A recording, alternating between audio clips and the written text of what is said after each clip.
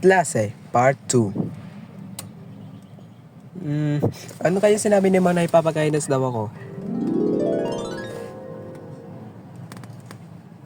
Oh, hindi pa pinasabihan na kita na huwag mong gagawin ng bayad na yan.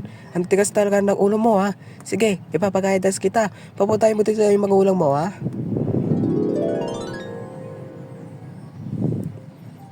Oo nga no, pinupunta ko doon sila eh. Sino kaya to? Ako lang to, bakit? May problema ka ba? Oh, pasok tayo sa mundo ng detention. Ang pinakadelikado na bawal puntahan ng mga estudyanteng pasaway. Kasi akalain mo yun, sa paglipas ng mga araw, ang dami mo ng kasalanan dito sa paaralan, sa bahay.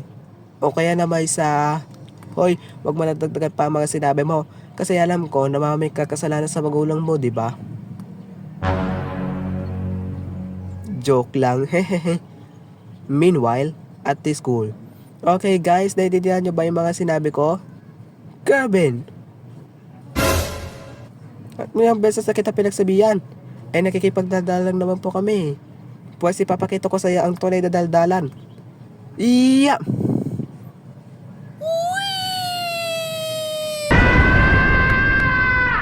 Hahaha, si Kevin naging lolo. Hahaha.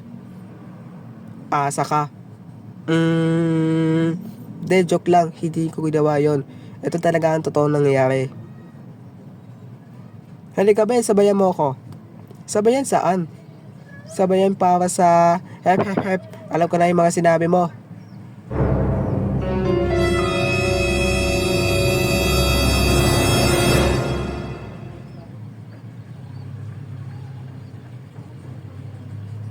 Ayan, kakabasketball mo yan. Are you serious right now? Okay, class, may assignment tayo. Ang hindi gumawa, walang grade sa akin ha. Uy, Kevin, nagawa mo ba yung assignment natin? Hindi ko nagawa eh. Parehas pala tayo. Mr. Kevin? Po? Nagawa mo ba ang assignment for today?